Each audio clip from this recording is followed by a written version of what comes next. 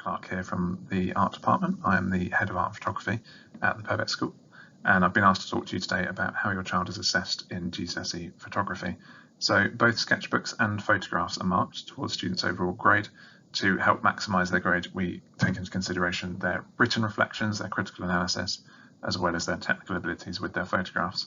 Now, this course is 100% coursework based, so everything done in homework time and lesson time counts towards their actual GCSE grade. We use OCR's assessment objectives of develop, explore, record and present to mark work. Obviously it's a subjective subject, so we ensure that students are given 4 areas that they can gain marks within. So this includes writing and the actual photography or videography that they produce. Students will make 2 sketchbooks and 2 sets of final pieces. Now for photography, this may well be videos or a set of photographs or a photo book, as well as a single print on the wall, but students need to aim towards having 2 complete sketchbooks and 2 significant bodies of work to go alongside this. In terms of what students can do to revise for their exams, we technically don't have a photography exam as such. Instead, students have 2 days in the photo studios where they produce work. Now, for this they cannot revise. Instead, they should produce homework throughout their time on the course, and this includes the following.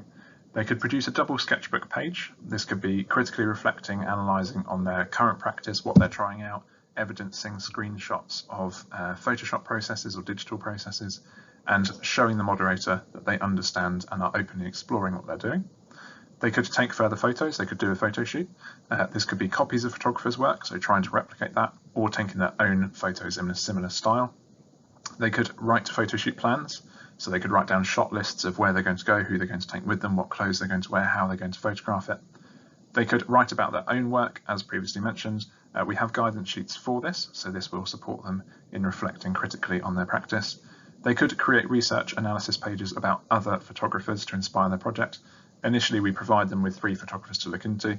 They will then extend further and select some from our provided lists, and then they could go even further and select their own photographers that will influence their project and start to differentiate the projects that are made within the class. And then they could conduct further visual research to help inspire their ideas. Anywhere that they can access the arts world, it is advisable that they do so. So they could look on gallery websites, they could look on our Purbeck Instagram account. I advise many students to follow #GCSE art or #GCSE photography on Instagram, and that will bring up what other schools are doing. They could listen to podcasts, or they could visit galleries in Bournemouth, Southampton or London. And then obviously they could try to be conscious about accessing the arts wherever possible. Even if they think that it isn't relevant to their project, they might stumble across something that could turn a corner in their project and give them a new idea.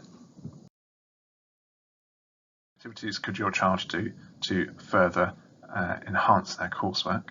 Again, we can't revise for this subject. Instead, it's all about extra work and extra coursework submission. So anything that can bolster the portfolio is in essence our revision.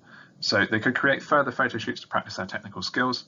They could watch YouTube tutorials for new processes or editing techniques. If they wish to practice any techniques before coming to class and seeking expert advice, they could trial this from online tutorials. Email any images or typed work over to our arts technician for printing so that this can be ready for their bookwork as soon as they attend class.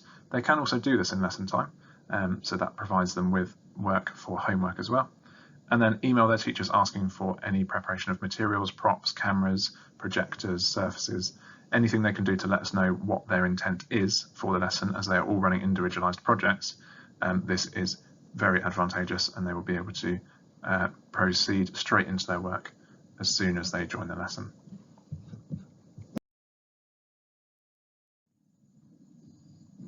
And then how can your child get further help and support? They can see their subject teacher. We are available in the office, in the art rooms, in the photo rooms. Break times, lunch times, before school, after school, students can attend and find us on a Wednesday art club or photo club. So we run Key Stage 4 catch-up clubs where students can attend and carry on with their classwork, or they can talk one-to-one teacher advice and find out what their next steps in their project are.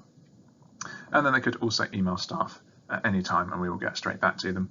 So myself, Mr. Clark, the head of art and photography, Mrs. Chengadu, teacher of art, Mrs. Bailey, teacher of art and photography, and then Mrs. Looms is our art technician who they can send their work to.